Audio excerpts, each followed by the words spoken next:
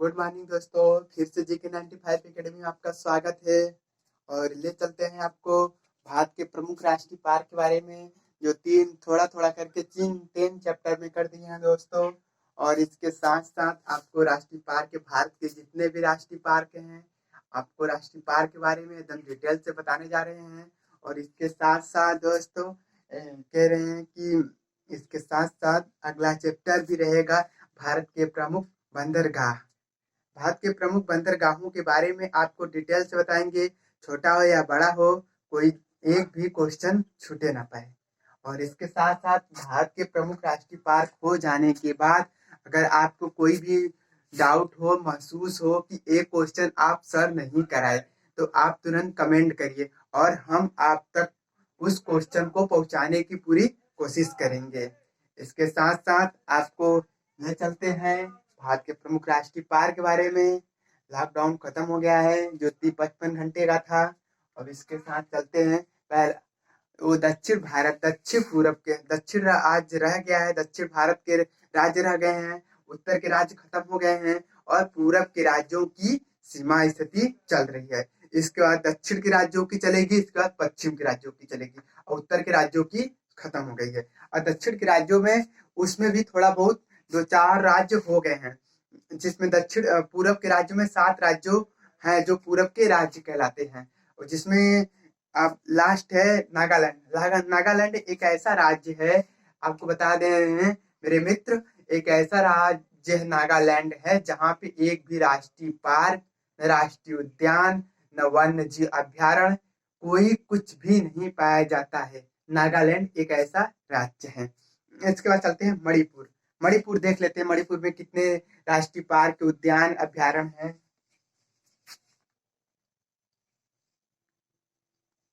मणिपुर मणिपुर में पहला है केबुल नामा जाओ।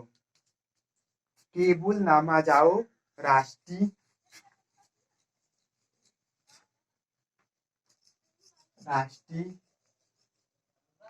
अभ्यारण्य। केबुल नामा जाओ। दूसरा है सिरोय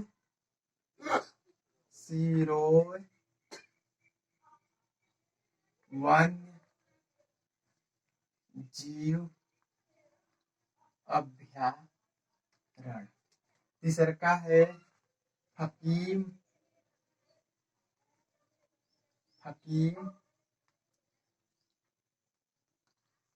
राष्ट्रीय उद्यान। हकीम राष्ट्रीय उद्यान, ये हमारा मणिपुर में है। केबुल नामा जाओ वन्य जीव अभ्यारण्य, सिरोही वन्य जीव अभ्यारण्य और हकीम राष्ट्रीय उद्यान, ये हमारे मणिपुर में हो गए। मणिपुर में हो गए। ये केबुल नामा जाओ एकमात्र ऐसा वन्य जीव अभ्यारण्य है जो विश्व का एकमात्र तैरता हुआ वन्य जीव अभ्यारण्य है। केबुल नामा जाओ विश्व का एकमात्र तैरता हुआ वन्य जीव अभ्यारण्य है। और सिरोही वन्य जीव अभ्यारण्य जिसमें जंगली भालू, हाथी और चीते पाए जाते हैं। हकीम राष्ट्रीय उद्यान, ये हो गया मणिपुर में। स्क्रीनशॉट ले लीजिएगा दोस्तों। अब मणिपुर के बाद आता है मिजोरम। आपको मिजोरम ले चलते हैं हम।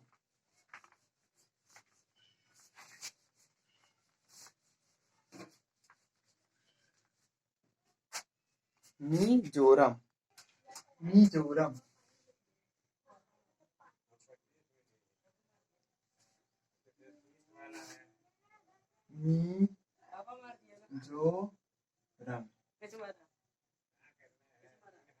मिजोरम मिजोरम में 3 राष्ट्रीय पार्क पाए जाते हैं।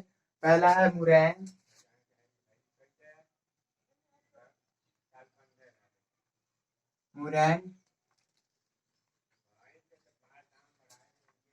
राष्ट्रीय उद्यान और दूसरा का है हवंगपुई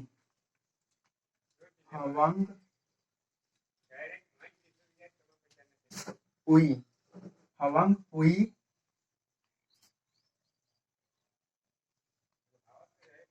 राष्ट्रीय पार्क, हवंगपुई राष्ट्रीय पार्क। तीसरा का है डम्फा, डम्फा, डम्फा,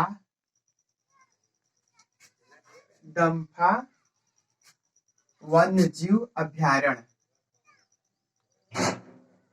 वन्यजीव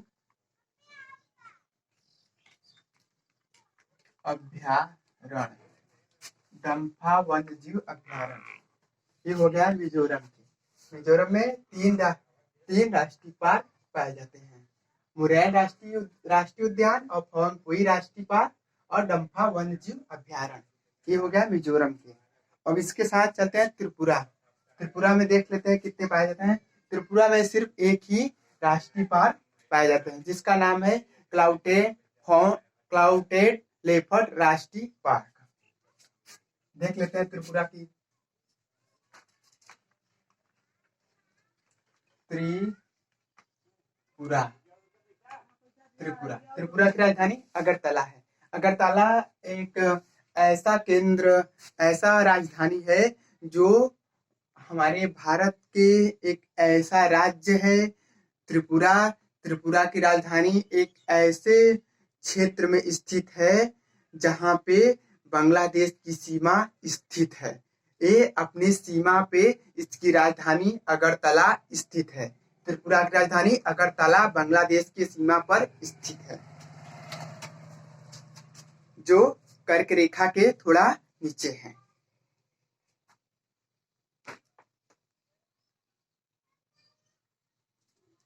त्रिपुरा, और त्रिपुरा की एकमात्र राष्ट्रीय पार्क है क्लाउडेड लेपर्ड राष्ट्रीय पार्क, क्लाउडेड लेपर्ड राष्ट्रीय पार्क। ये है त्रिपुरा। अब इसके बाद त्रिपुरा खत्म हो गया। अब इसके बाद आता है मेघालय। अब मेघालय में चलते हैं। मेघालय में देख लेते हैं कौन कौन से राष्ट्रीय पार्क हैं। आपको मेघालय के बारे में बता देते हैं।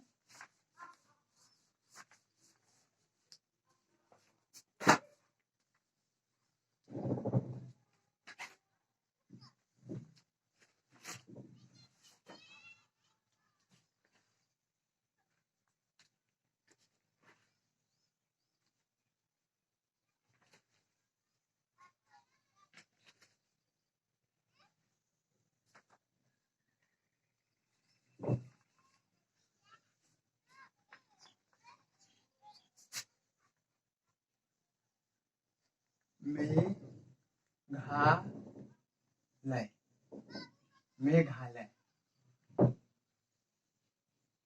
मेघालय, मेघालय। आपको मेघालय के बारे में बता देते हैं। मेघालय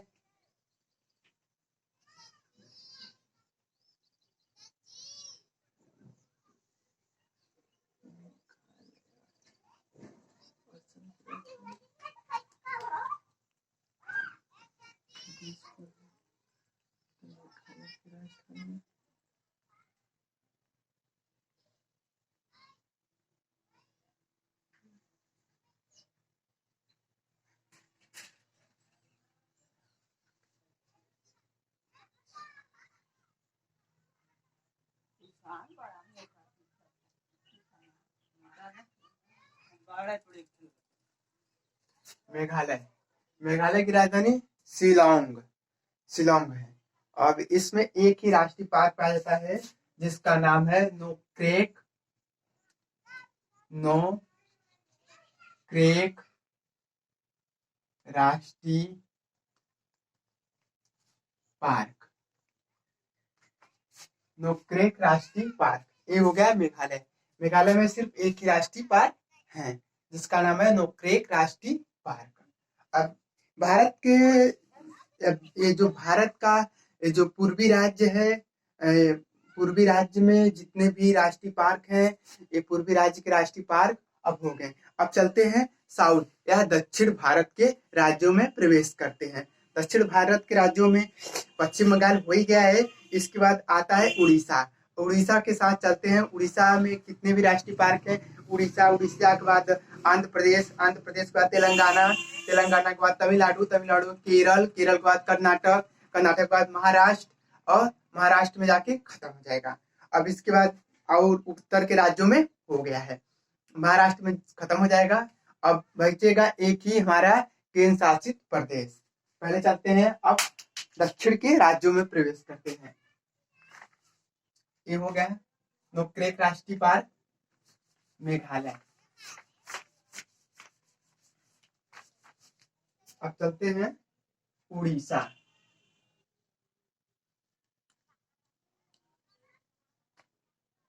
उड़ीसा चलते हैं दोस्तों। उड़ीसा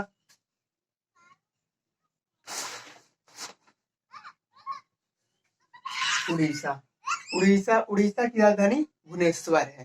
इसकी राजधानी भी आपको याद दिलाते चलते हैं। उड़ीसा की राजधानी भुवनेश्वर है। अब भुवनेश्वर पहला है ऊषा कोठी।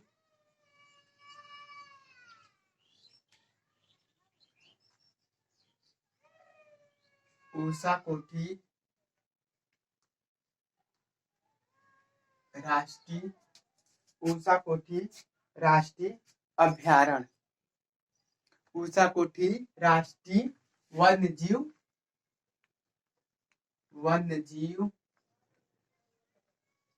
अभ्यारण्य। दूसरा का है चिल्का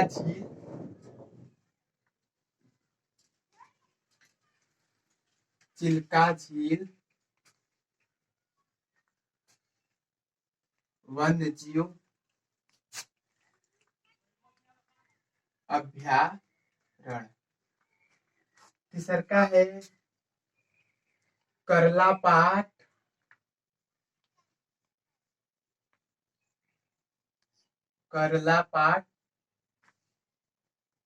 वन्यजीव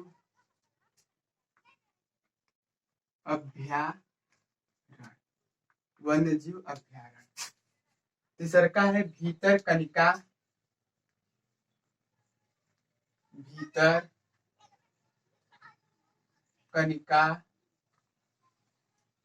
वन्यजीव अभ्यारण्य। 4 हो गया। और एक है नंदनकानन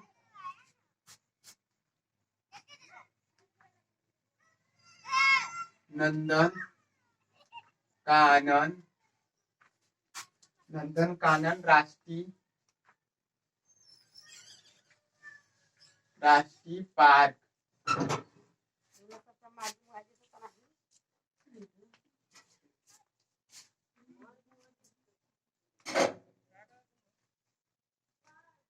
चिड़ियाघर। नंदनकानन राष्ट्रीय पार्क या चिड़ियाघर। आपको बताते हैं, चिड़ियाघर हर पार्क को चिड़ियाघर नहीं कहा जाता है। चिड़ियाघर एक ऐसा मतलब क्षेत्र है, एक ऐसा मतलब बाउंड्री है जहाँ पे बिना कर दिए नहीं देख सकते। जैसे हमारे सारनाथ की चिड़ियाघर हो गया और हमारे म्यूजियम होगा। ऐसे म्यूजियम जिस प्रकार के रहते हैं, बिना टिकट लिए आप अंदर प्रवेश नहीं कर सकते, उसी प्रकार चिड़ियाघर है। चिड़ियाघर में बिना टिकट लिए प्रवेश नहीं कर सकते आप। और इस पार्क में तो थोड़ा बहुत घूम ही सकते हैं, लेकिन चिड़ियाघर एक ऐसा हो जाता है जहाँ पे आपको हर वन जीव जंतुओं के आपको दिखाई देंगे, लेकिन आप बिना टिकट लिए अंदर प्रवेश नहीं कर सकते, क्योंकि ये राज्य सरकार का अधिनियम है। और इस राज्य सरकार के अधिनियम के अंतर्गत ही चिड़ियाघर में प्रवेश कर सकते हैं। और चिल्का झील वन्य जीव अभ्यारण्य, ये समुद्र के किनारे तटीय भाग में चिल्का झील वन्य जीव अभ्यारण्य है, जहाँ पे अनेक प्रकार के जीव जंतुएं पाए जाते हैं। ऊषा कोठी ये वन्य जीव अभ्यारण्य ये उड़ीसा के मध्य भाग में स्थित है। ऊषा कोठी वन्य जीव अभ्यारण्य। करलापाल वन्य जीव अभ्यारण्य ये भी समुद्र तटीय भागों में ही पाया जाता है। अब भीतरकनिका ये भी समुद्र तटीय भागों में पाया जाता है। ये उड़ीसा के हो गए। अब इसके बाद चलते हैं आंध्र प्रदेश। उड़ीसा के जितने भी वन्य जीव अभ्यारण्य या राष्ट्रीय पार्क आपको बता दिए हैं, आप स्क्रीनशॉट ले लीजिएगा दोस्त।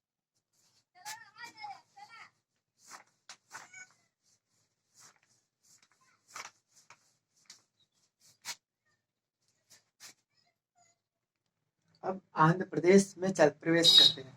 आंध्र प्रदेश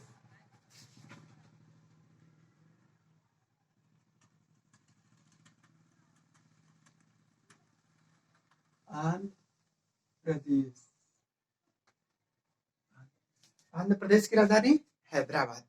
आपको पता ही होगा 2014 में ये हैदराबाद अलग हो गया। सॉरी दोस्तों, आपको पता होगा कि आंध्र प्रदेश तेलंगाना एक राज्य को दर्जा मिल जाने के कारण ये आंध्र प्रदेश और तेलंगाना अलग हो गए हैं।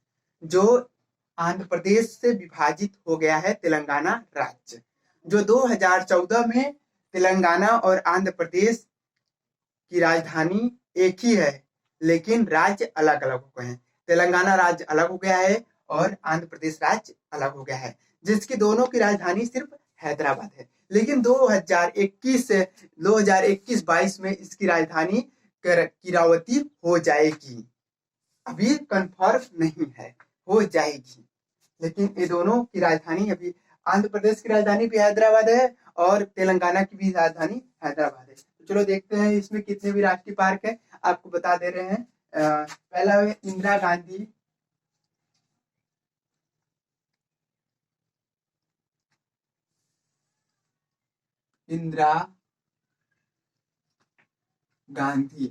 गांधी प्राणी विज्ञान पार्क,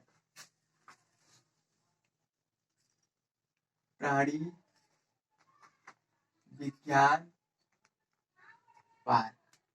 और दूसरा का हो गया राजीव गांधी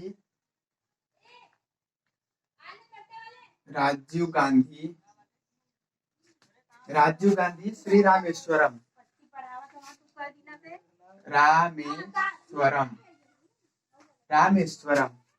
और राष्ट्रीय पार्क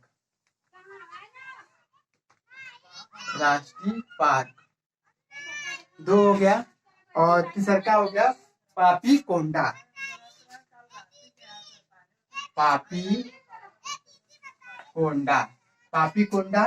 वन्य जीव अभ्यारण्य है। पापीकोंडा वन्य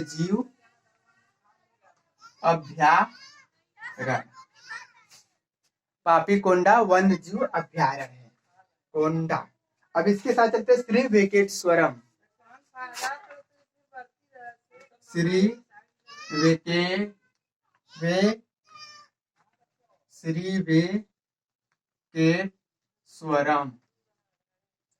वेंकटेश्वरम राष्ट्रीय वन्य जीव अभ्यारण्य, श्री वेंकटेश्वरम वन्य जीव अभ्यारण्य। अब इसके साथ है नागार्जुन या श्रीशैलम वन्य जीव अभ्यारण्य, नागार्जुन सागर या श्रीशैलम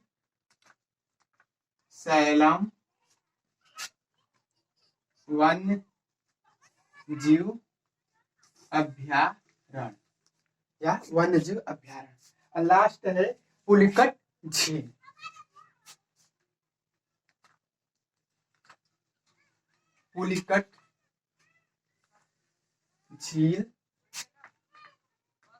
वन्य जीव अभ्यारण्य।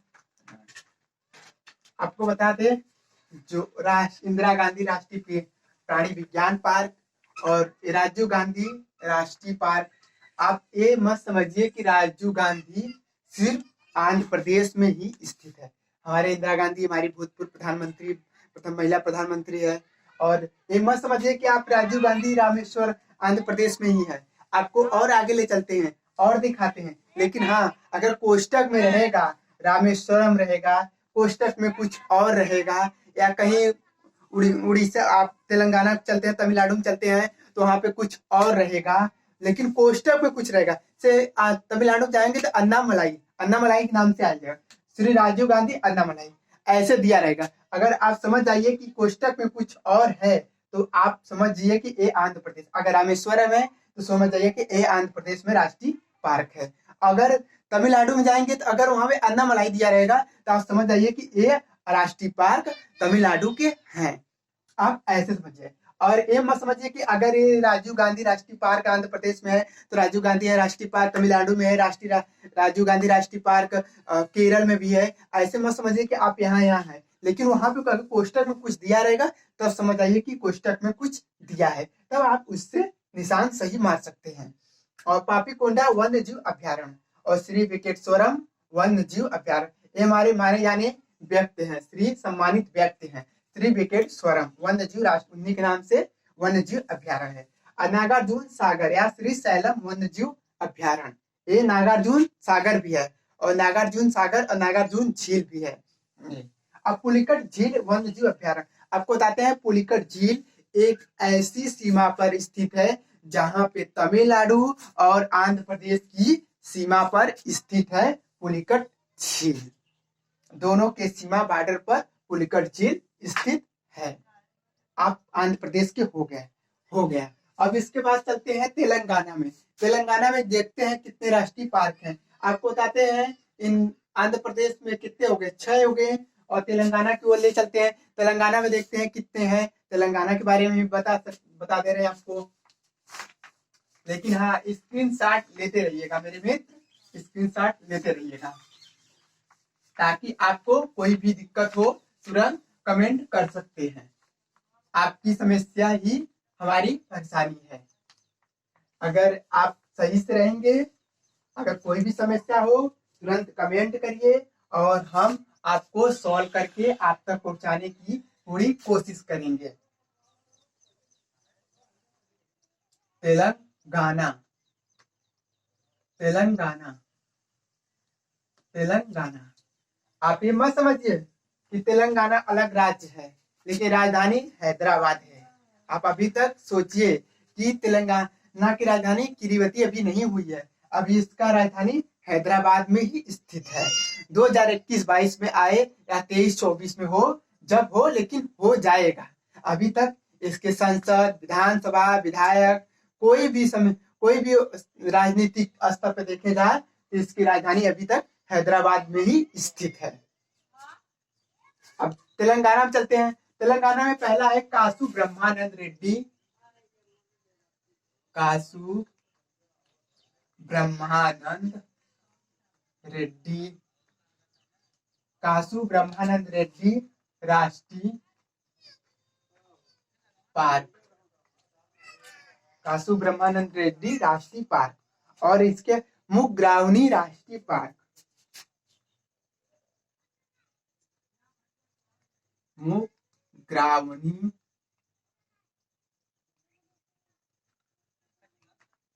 राष्ट्रीय पार्क, मुग्रावनी राष्ट्रीय पार्क।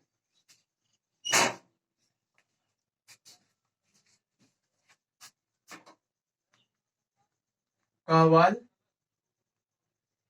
वन्यजीव अभ्यारण्य,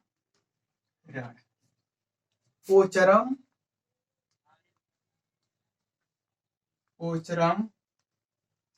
वन्यजीव अभ्यारण्य, पोचरम वन्यजीव अभ्यारण्य, पोचरम वन्यजीव अभ्यारण्य। ये हो गया तेलंगाना के। कासु ब्रह्मानंद रेड्डी, मुग्रावनी राष्ट्रीय पार्क और कंवल वन्यजीव अभ्यारण्य, पोचरम वन्यजीव अभ्यारण्य, ये हो गया 4। अब आपको इसके साथ साथ बताते हैं कि जब तेलंगाना और हैदराबाद अलग नहीं हुए थे तो इसकी राजधानी, इसमें 12 राष्ट्रीय पार्क पाए जाते थे। लेकिन तेलंगाना और हैदराबाद के अलग हो जाने के कारण 6 राष्ट्रीय पार्क आपको आंध्र प्रदेश में चला गया और 6 राष्ट्रीय पार्क तेलंगाना में आ गया।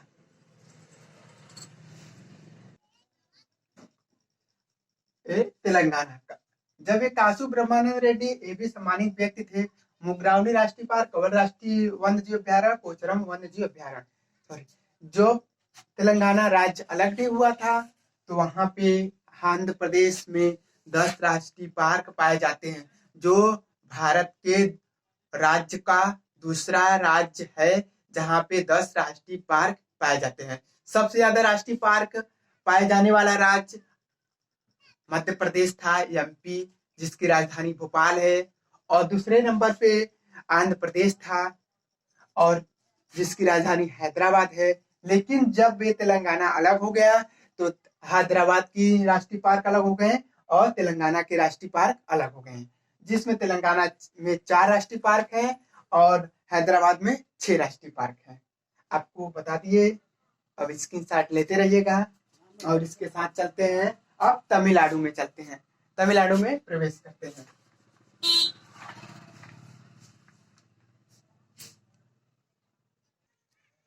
ले चलते हैं तमिलनाडु। तमिलनाडु में 1 2 3 4 5 6 7 8 राष्ट्रीय पार्क पाए जाते हैं, जिसमें पहला पॉइंट कैलीमियर वन्य जीव अभ्यारण्य, दूसरा का gulf of Mannar, gulf of Mannar राष्ट्रीय पार्क, इंदिरा गांधी अन्नामलाई राष्ट्रीय पार्क।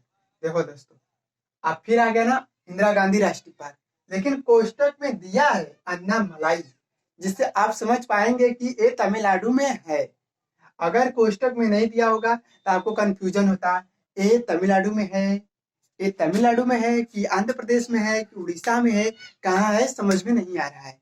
लेकिन यहाँ पे दिया है अन्नामलाई, अन्नामलाई दिया है तो आप समझ जाइए कि ये तमिलनाडु में है, तमिलनाडु में है। और मुदुमलाई राष्ट्रीय पार्क और प्लानी हिल्स राष्ट्रीय पार्क, मुगुर्थी राष्ट्रीय पार्क, अगुइडी राष्ट्रीय उद्यान और नीलई वन्य जीव अभ्यारण्य। ये हो गया आपके गल्फ ऑफ मन्नार। आपको पता होगा कि पाक जल संधि, जो हमारे श्रीलंका, पाक जल संधि हमारे भारत को श्रीलंका को अलग करता है, जिसका नाम है पाक जल संधि। उसी जगह मन्नार की खाड़ी है, जिसे मन्नार के नाम से, गल्फ ऑफ मन्नार के नाम से राष्ट्रीय पार्क पड़ा है। और आपको बताते हैं कि मुकुर्थी, प्लानी हिल्स, इंदिरा गांधी, कैलीमियर, एक पॉइंट जो कैलीमियर डैम, कैलीमियर डैम के नाम से स्थित कैलीमियर वन्य जीव अभ्यारण्य पड़ा है। कैलीमियर डैम है जो भारी डैम है, तमिलनाडु की भारी डैम है। ये हो तमिलनाडु की। अब तमिलनाडु के हो जाने के बाद अब चलते हैं केरल में प्रवेश करते हैं। कहाँ प्रवेश करते हैं? केरल में। अब केरल को भी देख ले कि केरल में कितने राष्ट्रीय पार्क हैं, कैसे हैं, कितने हैं, उसके बारे में भी जानकारी दे दे आपको।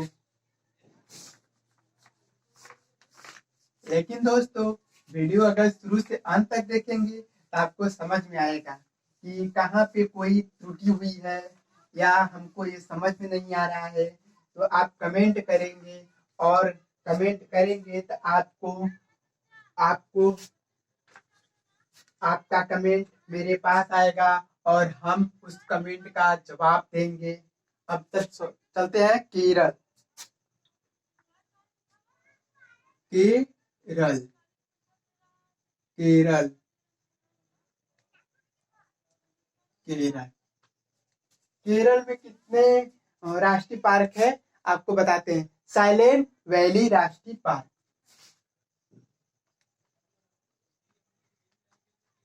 साइलेंट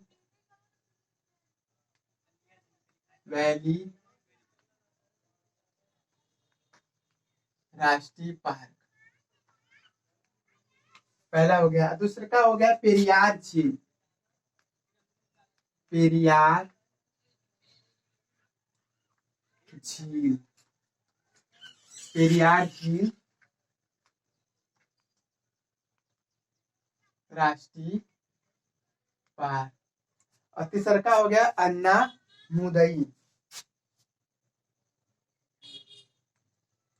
अन्नामुदई राष्ट्रीय पार्क, 3 हो गया। और चौथा एर्नाकुलम, एर्नाकुलम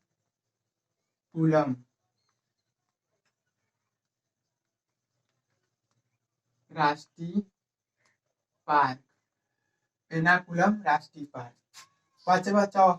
पांचवा हो गया पराबिकुलम, पराबिकुलम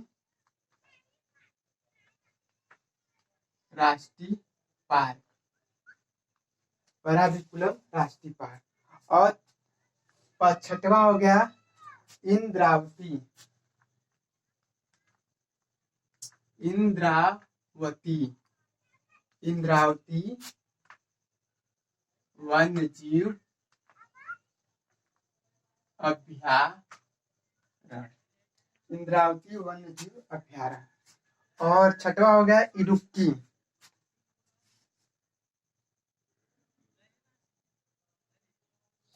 सॉरी इंद्रावती नहीं इडुक्की है दोस्तों,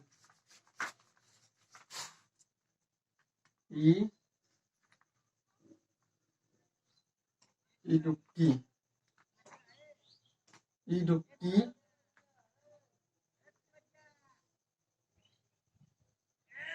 इडुक्की वन्य जीव अभ्यारण्य,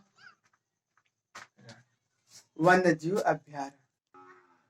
आपको बता दें कि साइलेंट वैली राष्ट्रीय पार्क और पेरियार झील राष्ट्रीय पार्क, अन्नामुदई राष्ट्रीय पार्क, एर्नाकुलम, पराबिकुलम और इडुक्की राष्ट्रीय वन्य जीव अभ्यारण्य। इडुक्की राष्ट्रीय वन्य जीव अभ्यारण्य है मेरे मित्र की हर एक क्वेश्चन में सबसे इम्पोर्टेंट इडुक्की वन्य जीव अभ्यारण्य है, जो हर बार कोई भी एग्जाम हो, अगर केरल में अगर केरल के कोई भी राष्ट्रीय पार्क हो, इडुक्की सर्वप्रथम राष्ट्रीय पार्क है और इसके साथ पेरियार झील राष्ट्रीय पार्क है। ये दो राष्ट्रीय पार्क अक्सर ही पूछे जाते हैं, कोई भी एग्जाम हो, हर एग्जाम में दो राष्ट्रीय पार्क, पेरियार झील राष्ट्रीय पार्क और इडुक्की राष्ट्रीय पार्क, ये अक्सर ही पूछे जाते हैं कि ये राष्ट्रीय पार्क कहाँ है, कहाँ पे स्थित है। तो दोस्तों आपको बता दे रहे इडुक्की राष्ट्रीय पार्क आपको होगा केरल में, अगर मिले केरल में, और पेरियार झील केरल में। ये एकदम इंपॉर्टेंट राष्ट्रीय पार्क हैं जो क्वेश्चन में छूटते नहीं हैं। आपको अगर हर राष्ट्रीय पार्कों में एक न दो राष्ट्रीय पार्क हर सब माइंड में घुसा रहिए कि ये राष्ट्रीय पार्क यहाँ पे है। अगर क्वेश्चन में है तुरंत टिक मार दीजिएगा कि इडुक्की राष्ट्रीय पार्क केरल में स्थित है, आपको तुरंत टिक लगा देना चाहिए था। अब इसी के साथ केरल हो गया। अब केरल के बाद चलते हैं आपको लेकर कर्नाटक में, कर्नाटक में प्रवेश करते हैं। आपको पूरे भारत की सैर करा देंगे दोस्तों धीरे धीरे, बस याद रखिएगा, धीरे धीरे पूरे भारत की सैर करा देंगे। इसके बाद कर्नाटक आता है।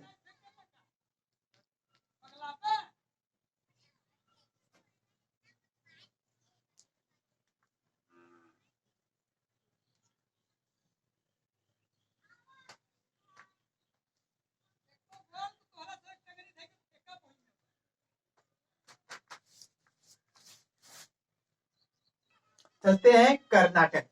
कर्नाटक की राजधानी बेंगलुरु, कर्नाटक की राजधानी बेंगलुरु। आपको राज्य के साथ साथ उसकी राजधानी भी याद दिलाते चलते हैं कि कौन से राज्य की कहाँ पे राजधानी है। आपको बेंगलुरु, कर्नाटक की राजधानी बेंगलुरु। और एक बात बताते हैं चेन्नई, आपको तमिलनाडु की राजधानी चेन्नई है। चेन्नई कहाँ है? चेन्नई ना मध्य में है, ना बीच में है, ना ऊपर है, ना नीचे है।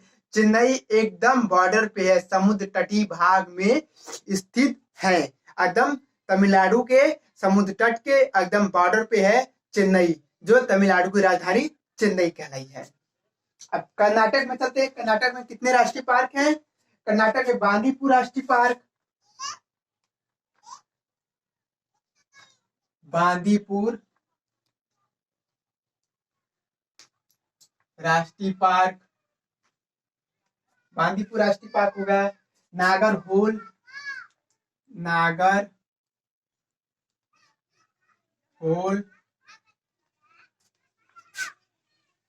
राष्ट्रीय पार्क। इसके बाद अस्सी राष्ट्रीय पार्क,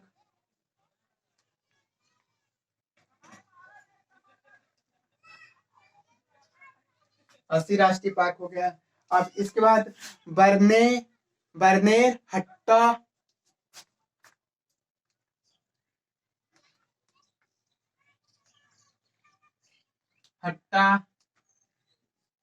राष्ट्रीय उद्यान, बरनेहट्टा राष्ट्रीय उद्यान। अब इसका तुंगभद्रा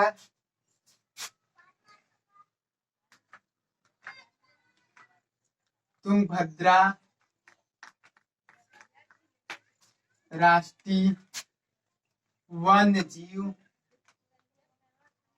अभ्यारण्य। अब इसके बाद आता है कुद्रेमुख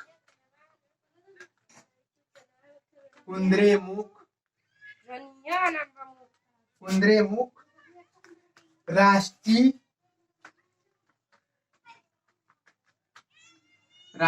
वन्य जीव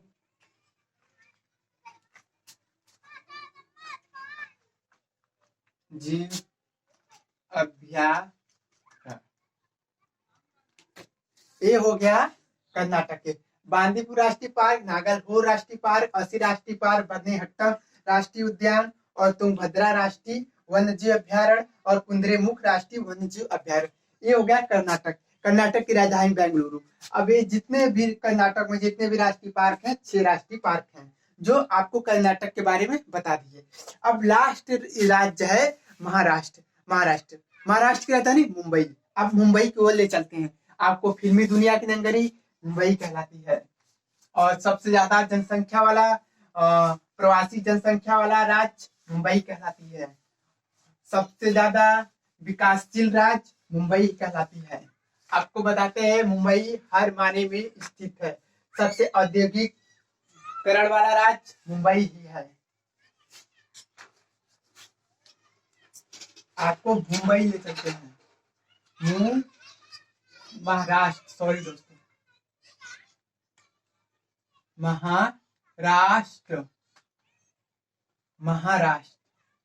महाराष्ट्र की राजधानी मुंबई। महाराष्ट्र की राजधानी मुंबई। आपको मुंबई की सैर कराते हैं। जो फिल्मी दुनिया के माने में मुंबई एक महत्वपूर्ण राज्य बन गया है और इसके साथ साथ मुंबई सर्वाधिक राज्यों में प्रवासी वाला राज्य मुंबई बन गया है। मुंबई एक विकासशील विकसित राज्य में स्थित है दोस्तों। ये मुंबई एक विकसित राज्य में स्थित है। जो भारत के राज्यों में विकसित देखा जाए तो मुंबई सर्वप्रथम होगा, क्योंकि यहाँ पे औद्योगिकरण बहुत ज्यादा है। औद्योगिकरण, नवीनीकरण और इसके साथ साथ यहाँ पे व्यापार की स्थिति भी बहुत ज्यादा है। मुंबई में 2 बंदरगाह हैं जो महत्वपूर्ण अपनी भूमिका निभाते हैं। जो दूसरे देश से जो एक बंदरगाह अनेक देशों से होकर व्यापार करता है, दूसरा बंदरगाह जो साउथ के देशों से होकर व्यापार करता है। आपको बताते हैं, उसके बाद में चर्चा करेंगे मुंबई के बारे में और बंदरगाहों के बारे में आपको बता देंगे। मुंबई में देख लेते हैं कितने बंदरगाह हैं। बोरीवली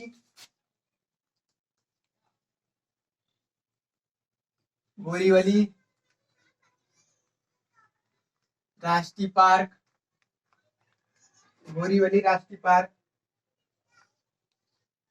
चांदोबी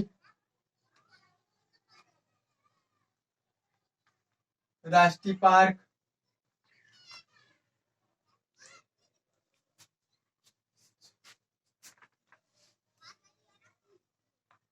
चांदोली राष्ट्रीय पार्क, तदोबा राष्ट्रीय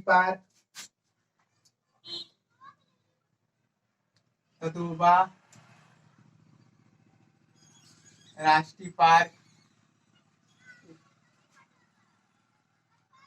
नवागांव राष्ट्रीय पार्क, मेलघाट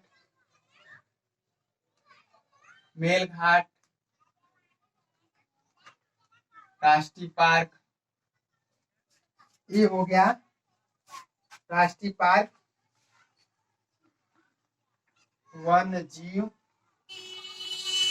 अभ्यारण्य। ये हो गया मुंबई। इसके साथ करनाला, करनाला राष्ट्रीय, करनाला राष्ट्रीय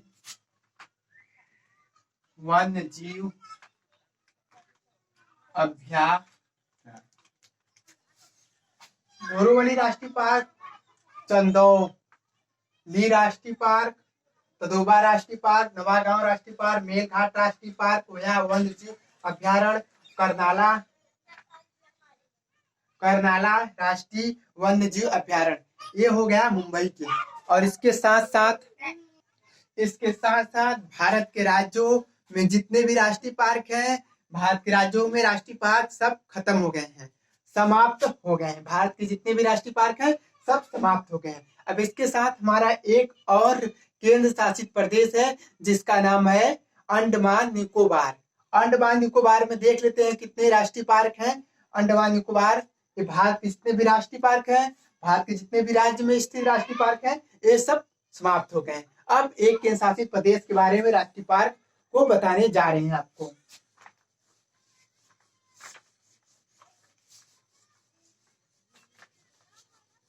अंडमान निकोबार, अंडमान निकोबार, अंडमान निकोबार, जिसमें सैंडिल बिक राष्ट्रीय पार्क, सैंडिल बिक राष्ट्रीय पार्क, महात्मा गांधी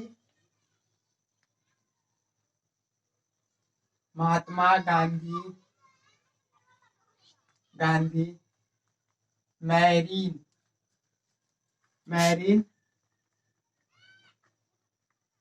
राष्ट्रीय पार्क, महात्मा गांधी मैरीन राष्ट्रीय पार्क। इसके बाद केप वैली राष्ट्रीय पार्क। अब इसके साथ आता है माउंट हैरियट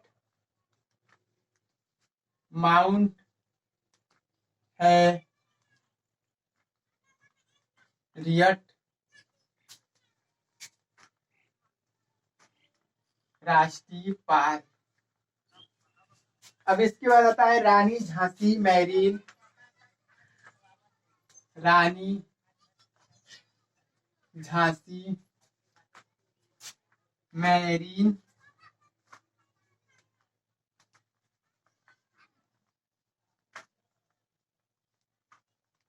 राष्ट्रीय पार्क। अब लास्ट है साउथ बटन राष्ट्रीय park, south button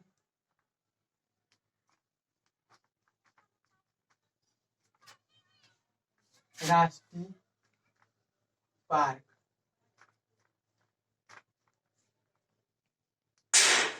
south button राष्ट्रीय पार्क।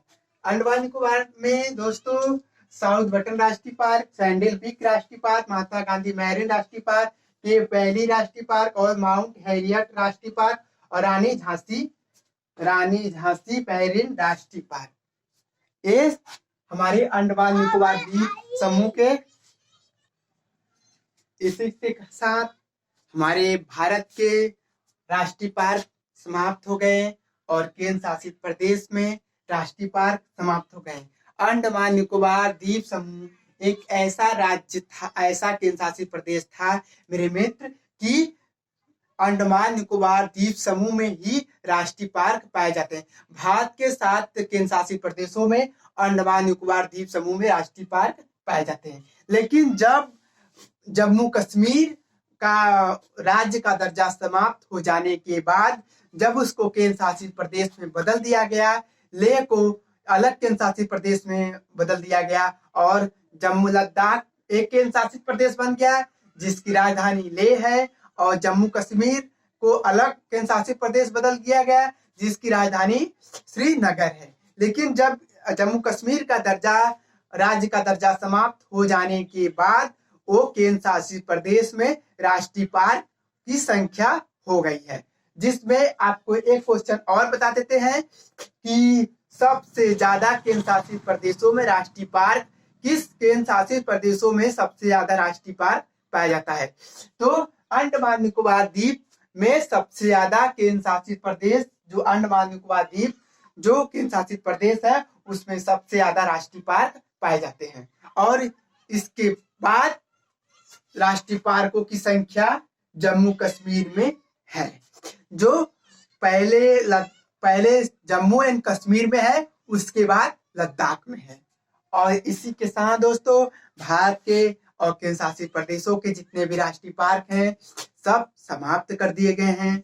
और कोई भी अगर छूटा बड़ा हो तो आप कमेंट करके पूछ सकते हैं कि सर एक राष्ट्रीय पार्क आप नहीं बताएं, तो उसके बारे में हम आपको डिटेल से बता देंगे कि कौन सा छूटा है, कहाँ नहीं है, उसके बारे में आपको डिटेल से बता देंगे। लेकिन दोस्तों अगर वीडियो शुरू से देखेंगे तो आपको जरूर समझ में आएगा।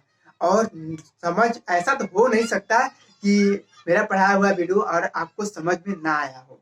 आपको इतने डिटेल से राष्ट्रीय पार्कों की संख्या बता दिए गए हैं। और इसी के साथ नेक्स्ट वीडियो रहेगा भारत के प्रमुख बंदरगाह के बारे में। कौन से बंदरगाह रहेगा, कौन से बंदरगाह कहाँ है, कहाँ नहीं है, इसके बाद बंदरगाहों के बारे में चर्चा करेंगे। इसके साथ आपको बताते हैं दोस्तों कि बंदरगाह के समाप्त हो जाने के बाद आपको ले चलते हैं भारत के प्रमुख सड़क परिवहन मार्ग में। चाहे यातायात परिवहन हो, चाहे सड़क परिवहन हो, चाहे वायु परिवहन हो, चाहे जलमार्ग परिवहन हो, चाहे यातायात परिवहन हो, आपको परिवहन के बारे में ले चलेंगे।